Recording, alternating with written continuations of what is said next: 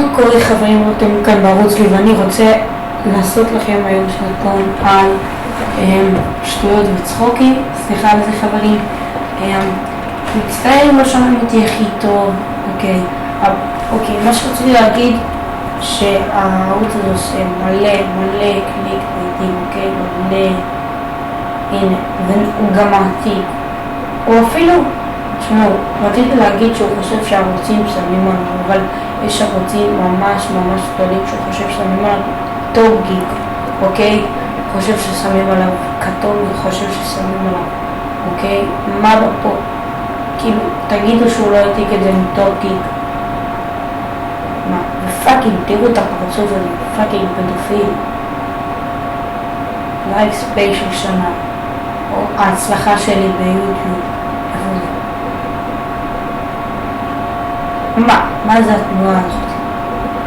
ההצלחה שלי ביוטיוב, 300 צפי, איזה פרצוף אחי. בוא נדבר על ההצלחה שלי ביוטיוב. אחי, לא סלחת, יש לך כולה 300 סאבים. אני יודע שאין לי כל כך הרבה סאבים, אבל יחסית אליו התוכן שהוא מעולה, ויש לי חברים עם הרבה יותר סאבים. בוא ניתן לכם דוגמה.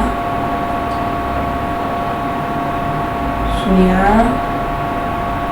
ניתן לכם עכשיו דוגמה לאחנה, כאילו נגיד ערוצים שיש להם יותר סאבים והם חברים שלי ואני יכול גם לדבר איתם ואני אעשה איתם אולי שיתופי פעולה בעתיד. בואו נבדוק. טוב, בואו נכתוב את זה פה.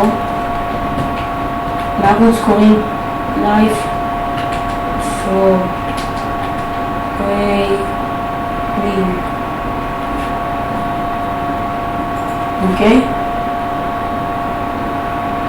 אוקיי, זה הערוץ שלנו. זה 466 סאבים. ואם הייתי רוצה, הם היו מתאים לי קידום ערוצים, אבל אני לא רוצה, אני רוצה להצליח לבד, אוקיי?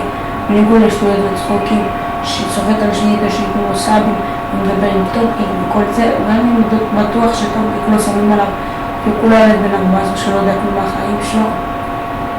אז אוקיי חברים, מצטער אם לא שמעו אותי טוב. עד כאן אני הייתי BN ויאללה ביי.